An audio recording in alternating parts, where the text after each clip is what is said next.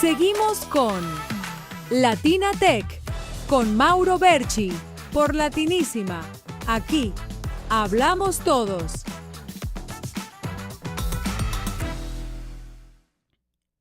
Hola, ¿qué tal? Bienvenidos a una nueva emisión de Latina Tech, aquí por Latinísima. Gracias por estar del otro lado.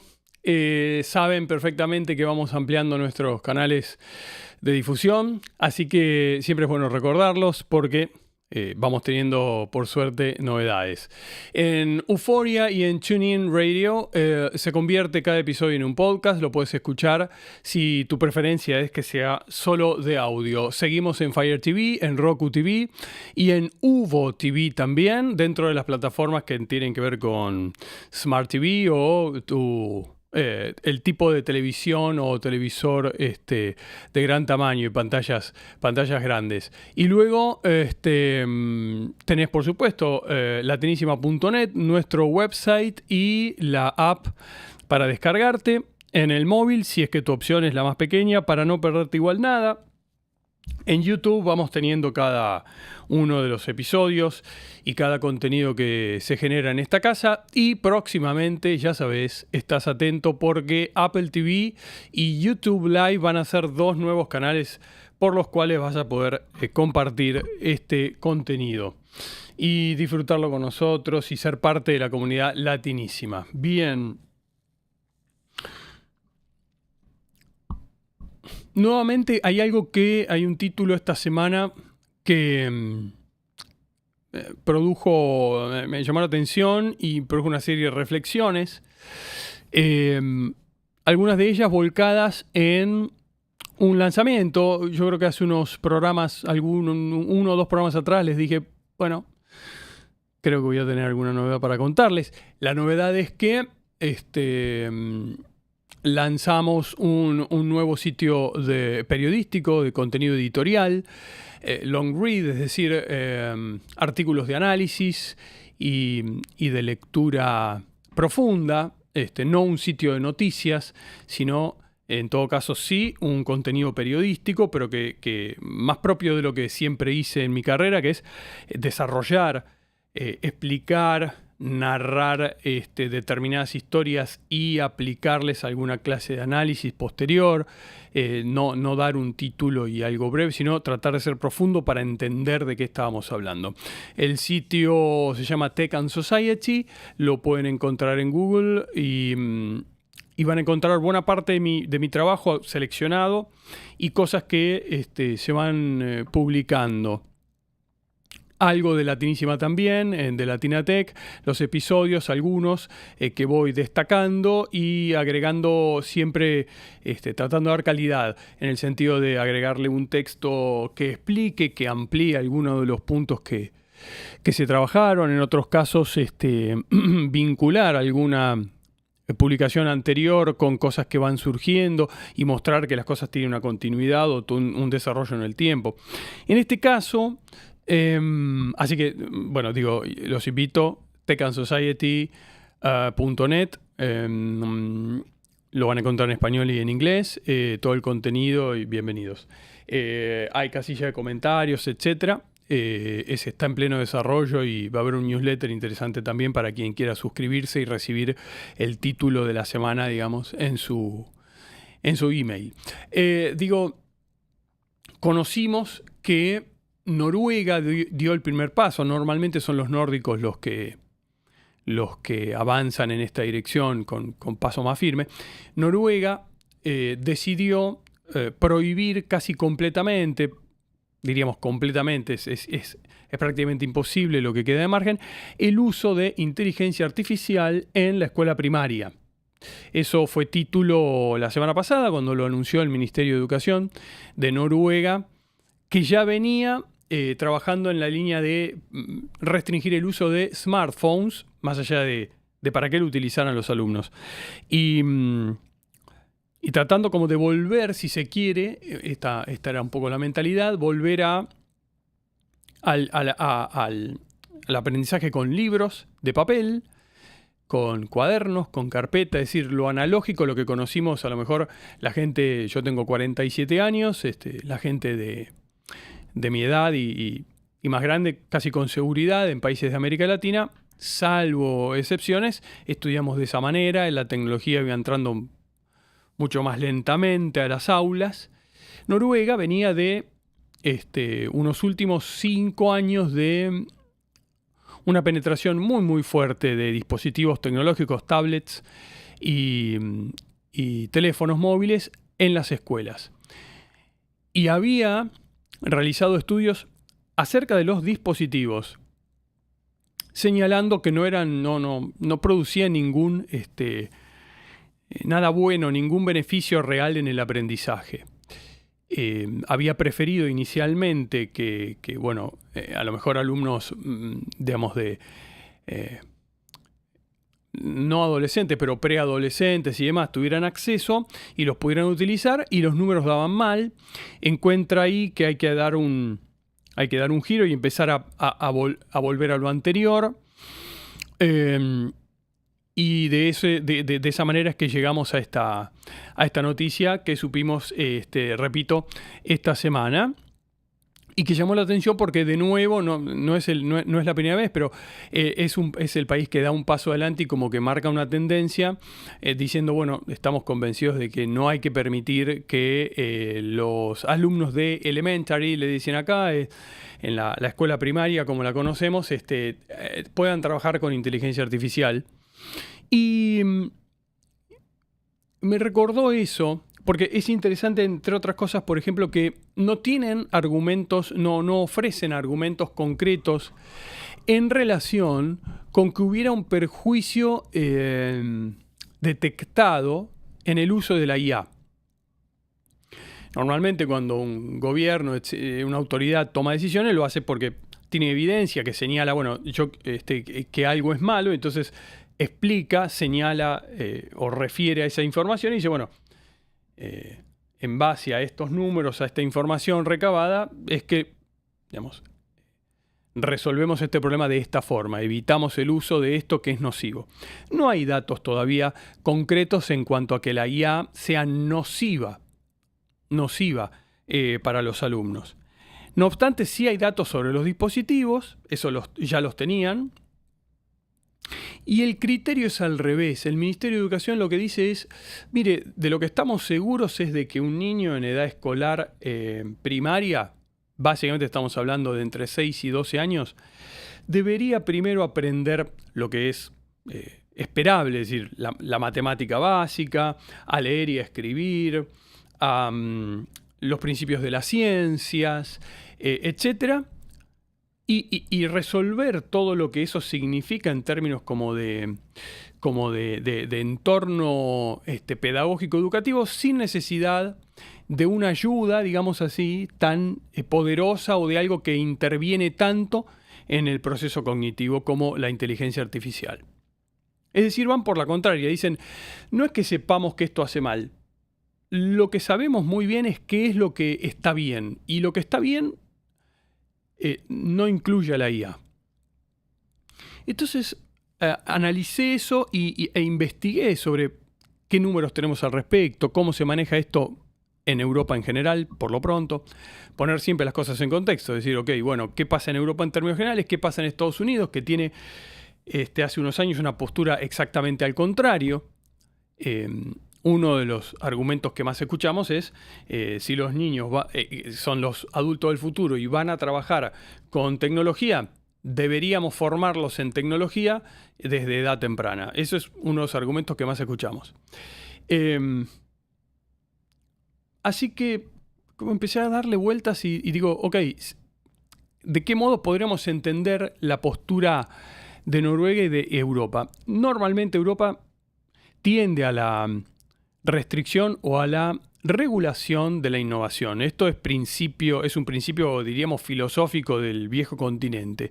Lo hemos trabajado en este programa mucho. En general, frente a algo que no queda claro su potencia o que puede resultar un peligro, Europa se mueve más rápido hacia la regulación, ponerle algunos límites, designar una autoridad, que hacia la innovación. Prefiere ser cauteloso, etc. Eso es coherente con lo que conocemos. Y en segundo lugar,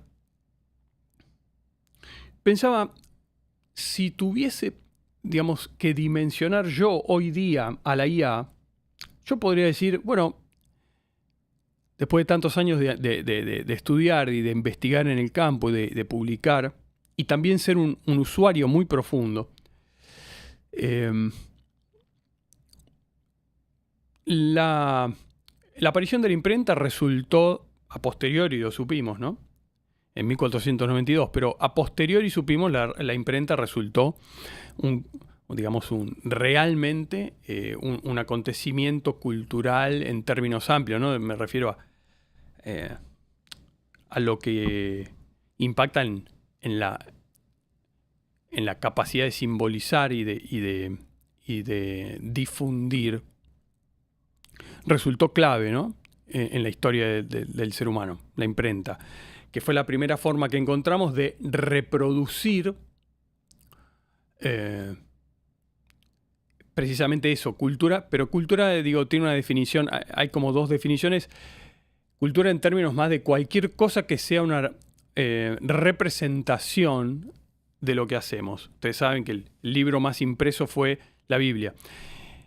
Y la religión no deja de ser parte de eso que nosotros simbolizamos del mundo. Es decir, teníamos maneras manuales, maneras artesanales de escribir. Había papiros, había formas, pero era todo de manera como analógica, y no solo analógica, muy mecánica, muy limitada en términos de reproducción. La imprenta es la primera máquina con la cual encontramos que podíamos hacer muchos ejemplares de un mismo contenido. Y lo primero que se hizo y lo más impreso fue la Biblia, porque era la manera de difundir la religión, que si no era de boca en boca, con canciones, de otro modo. Es decir, en la Edad Media era así como se difundía la información. Y encontramos una primera máquina capaz de reproducir una misma cosa, y eso fue la imprenta. Y a posteriori fue reconocido como un invento que cambió por completo a la humanidad. Probablemente la inteligencia artificial es la imprenta de hoy, del siglo XXI, porque de la imprenta que señalo, la imprenta se llama de tipos móviles, ¿no?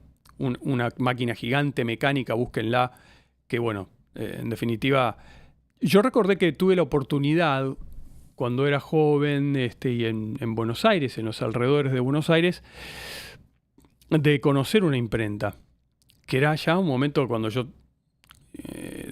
a los 90 y algo, ya era una cosa un tanto rara, o no tan frecuente encontrar una máquina tan grandota, que trabajaba con un motor que era eléctrico, hacía un ruido interesante, tenía muchos martillos y tenía tinta, y eso estaba dentro de una casona, y bueno, y entonces había muchísimo papel y cartón y etcétera, y eso servía para almanaques, para a lo mejor una revista barrial. Imaginen esa circunstancia, ¿no? Yo dije, cuando yo entré ahí, me interesó mucho, eso era muy atractivo de ver, el aroma de todos esos metales y la tinta y el ruido que eso producía, y era como, ok, acá estamos produciendo de algún modo, estamos produciendo no conocimiento, pero sí se está fabricando, era la oportunidad de fabricar contenido, fabricar textos, fabricar ciertos diseños. No olvidemos esto, el crecimiento y el desarrollo de la comunicación han sido tan extremadamente, ni hablar de mi madre, que por suerte la tengo conmigo y estamos felices, pero ellos vieron, incluso, lo hemos hablado aquí, en la historia de la tecnología de la comunicación es fascinante. Vio un teléfono agarrado a una pared, digo. Y esto es algo similar, pasó eso, ¿no? De mi adolescencia a hoy. En ese momento era, bueno, con esta imprenta hay 100 copias, a lo mejor 1000 copias de una revista barrial, full color, con un papel e ilustración hermoso. Ok, eso avanzó a un nivel en el que hoy decimos, la verdad es que prácticamente un texto escrito no tiene valor. Sobra y sobra tanto, es ubicuo, es decir, está en todas partes porque hay pantallas en todos lados, porque leemos cosas todo el tiempo, que cuesta encontrar el valor de un texto escrito. No estoy pensando en libros, en grandes obras, en novelas. Estoy diciendo, como tecnología la escritura pasó a ser algo absolutamente obvio, tan obvio que la interfaz que hoy normalmente utilizamos, las interfaces, estamos tendiendo, y yo soy uno, ustedes saben, por un lado investigo, etcétera, pero por otro lado desarrollo tecnología. Entonces tendemos a crear interfaces humano-máquina en las que no haga falta escribir. Porque encontramos que la agilidad en la comunicación humana depende de no tipear, ya no manuscritos, ya no una imprenta, ya no una máquina de escribir, que era en definitiva una imprenta pero bastante más chiquita, pero todo mecánico, aprieto acá y esto acciona un golpe en la hoja.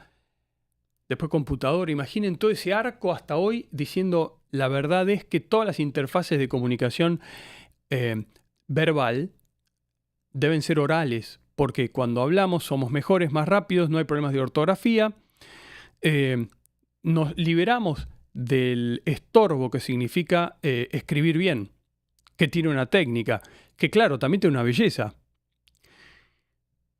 Pero la eficiencia nos lleva a que si tipeamos tenemos chance de equivocarnos, entonces estamos yendo hacia lo oral, entonces le hablamos al correo electrónico y transcribe perfectamente, no se equivoca más en nada, le hablamos al teléfono y el teléfono escribe el mensaje de texto que vamos a enviar, le hablamos a Siri o le hablamos a, ahí debe andar y se debe haber despertado, o le hablamos a Alexa, ¿por qué? Porque es nuestra forma más directa de expresar. La IA... sí, Carolina, me olvidé de pedirte la imagen. Si la tenés a mano, encantado de que nos acompañe. Lo había perdido, me metí en tema. Gracias, ahí está. Gracias Carolina, nuestra directora, siempre muy atenta. Eso que ven es la portada de Tech and Society de esta semana. ¿Okay? Esa es la nota de la que estamos hablando, que abre el website. Ahí está. Esos son niños en una escuela, en un aula en Noruega. Que les contaba, les prohibieron el uso de la IA. La IA es el traductor universal que encontramos. Por eso titulé El problema del traductor universal. Noruega prohíbe la IA en la escuela.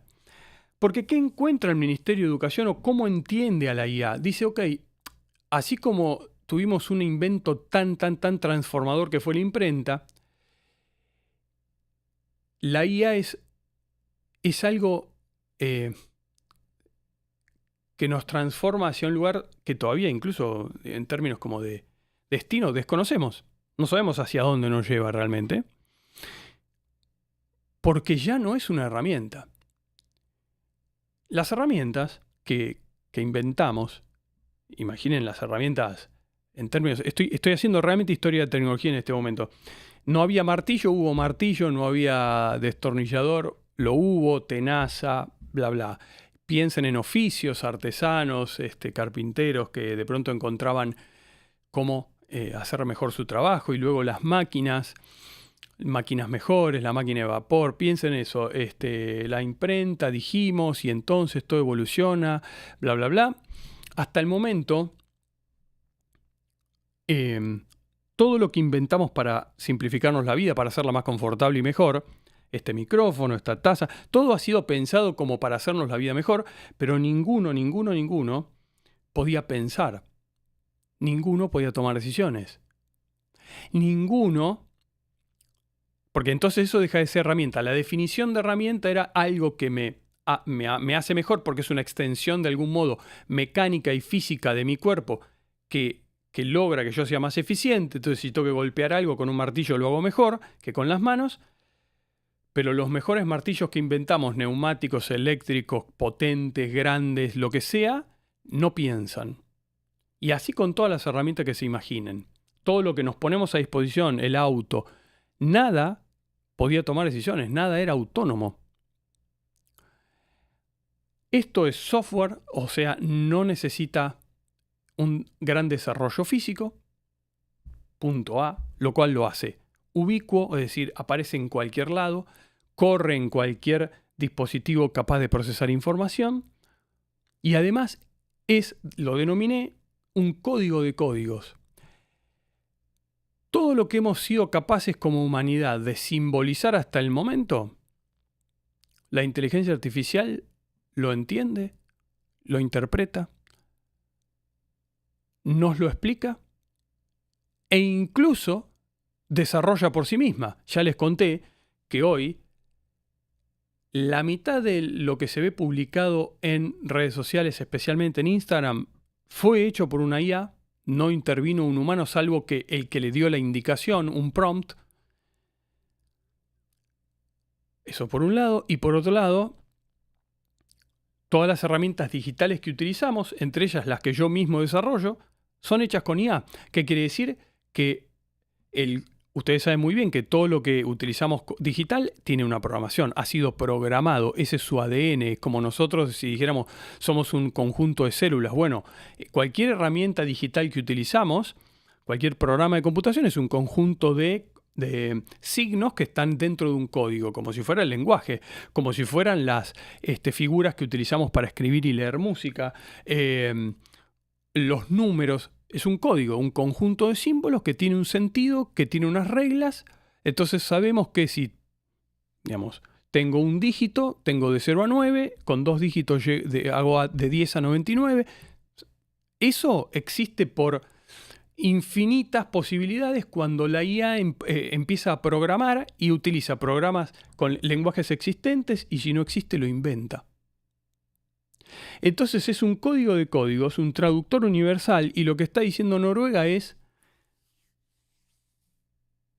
un niño que tiene todo su aparato cognitivo ávido y virgen y puro y empezando a conectar con el mundo y con su propia vida y tomar conciencia de que es un ser humano y que tiene 5 sentidos, no puede ser restringido por la facilidad de una cosa que, repito, llamamos herramienta, falta una palabra mejor, pero no es herramienta, porque no nos obedece. Si procesa información, entonces está en otro nivel, en términos como de lo que nos inventamos para nosotros mismos. No está en este. Un niño debería poder desarrollar su propio mundo, su propio universo, crecer, formar su propia mirada de las cosas, sin este código de códigos, sin este traductor universal, esta interfaz que medie y que le explique las cosas. ¿Por qué? Imagínense por lo pronto el poder que tiene. Algo que está todo el tiempo filtrando, haciendo de puerta vaivén entre nuestra mente, lo que entendemos de las cosas y las cosas. Imaginen que fueran otro país con un idioma que no manejan para nada. Y entonces, todo lo que pueden comprender, interactuar con lo exterior, se lo deben a un traductor que está todo el tiempo parado al lado de ustedes y traduce de ida y de vuelta, ¿verdad? Lo que dicen ustedes y lo que les contesta otro. Están completamente atados a este traductor. En la nota yo decía, hubo culturas muy estudiadas por disciplinas vinculadas con esto, que no simbolizaron o que no, digamos, mejor dicho, sí simbolizaron, pero no crearon leyes, no hicieron ciencia. Entonces había alguien que de pronto un lugareño, todavía hoy en ciertos lugares, imaginen ustedes, el Amazonas es una selva fabulosa que atraviesa prácticamente todo nuestro subcontinente. Nos perdemos, no hay señal, un montón de cosas. El que conoce es el lugareño. El lugareño no usa un GPS. Se guía por un montón de atributos que tiene la realidad que pudo internalizar, con los que se puede conectar sin mediación de ningún sistema. Ahora bien, no puede hacer eso en todo el mundo. Lo hace solo en su hábitat. Nosotros nos tomamos un avión y aparecemos en 13.000 kilómetros de distancia, en mi caso entre Buenos Aires y Miami, y usamos la misma herramienta, el GPS, que toma señal y nos lleva.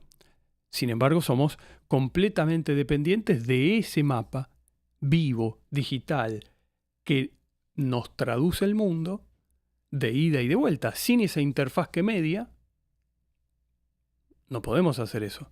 ¿Vamos más lejos que el lugareño del Amazonas? Efectivamente, claro, pero al mismo tiempo dependemos de esa herramienta, y esa herramienta en algún momento puede hacer con nosotros más o menos lo que quiere, porque nos tiene cautivos en esa situación. Eso es el modo en que Occidente creció. Entonces Noruega lo que dice es, ok, yo tengo que brindarle a mis alumnos de primaria la posibilidad de que habiten el mundo sin una herramienta que medie, que les traduzca, porque el traductor es el que va a limitar sus posibilidades de hacer otra cosa, de entender diferencias. La clave es, en todo caso, cuando alguien tome la decisión de utilizar una herramienta, a falta de palabra mejor, de estas características, que lo haga por propia decisión, una decisión tomada con libertad. Estas es la primera reflexiones acerca de esta noticia en Noruega, cómo entendemos la relación entre niños, sociedad y tecnología. Si se quieren dar una vuelta por www.techansociety.net serán bienvenidos. Si quieren dejar un comentario, mejor todavía. Nos vemos la semana que viene y vamos a desarrollar la segunda parte de esta nota.